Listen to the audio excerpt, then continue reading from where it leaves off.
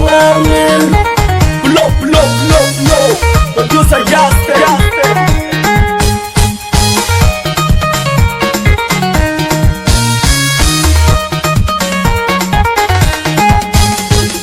We done yeah, die bro. Kijibu mya ya tagi werba. Kijibu me ya tagi bro. Kijibu la ya tagi backping. Kuduni jalwe ane kwe. Kuduni jalwe ane kwe ben mama. Jal kui jaron dial mabasa koloy. Kuduni jalwe ane kwe. Kuduni jalwe ane kwe ben mama. Ajani jaron dial bagari da koi. Kuduni jalwe ane kwe. Kuduni jalwe ane kwe ben mama.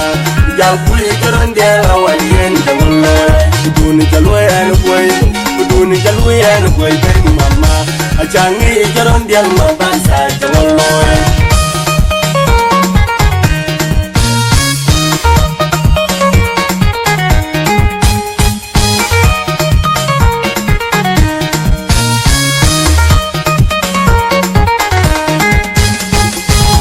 Yeah, die bro. Kijibu mya ya tagi werba. Kijibu me ya tagi bro. Kijibu la ya tagi backping. Kuduni jalwe ane kwe. Kuduni jalwe ane kwe ben mama. Jal kui jaron dial mabasa koloy. Kuduni jalwe ane kwe. Kuduni jalwe ane kwe ben mama. Ajani jaron dial bagari da koi. Kuduni jalwe ane kwe.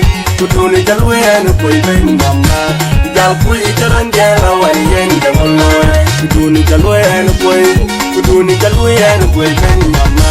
Ajani jaron dial mabasa koloy.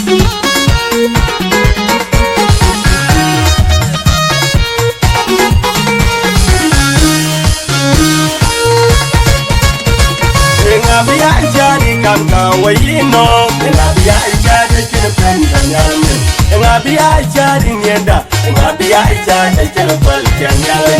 Ngabia jadi kam kawayino.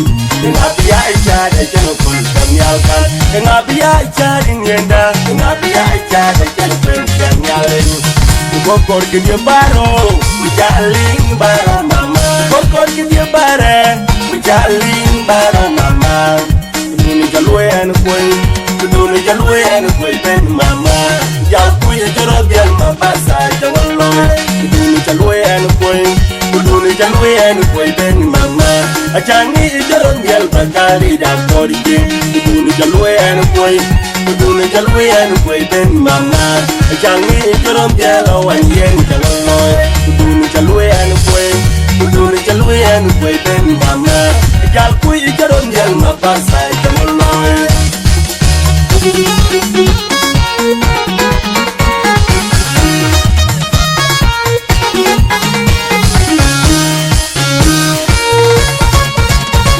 Ngabia jadi kam kawayino. Ngabia jadi cinapan kanyalme. Ngabia jadi nyenda. Ngabia jadi cinapan kanyalme. Ngabia jadi kam kawayino. Ngabia jadi cinapan kanyalkan. Ngabia jadi nyenda. Ngabia jadi cinapan kanyalme. Kokor kini baro, ujaling baro mama. Kokor kini bare, ujaling baro mama. Kuduni jalwe ane kwe. Kuduni jalwe ane kwe ben mama. Jal kui jaro dial mabasa jawaloy. Kuduni jalwe ane kwe. Kuduni jalwe ane kwe ben mama. Ajani jaro dial bagari da korike. Kuduni jalwe ane kwe. Kuduni jalwe ane kwe ben mama. Ajani jaro dial awayen jawaloy. Kuduni jalwe ane kwe. Kuduni jalwe ane kwe ben mama. Jal kui jaro dial mabasa jawaloy.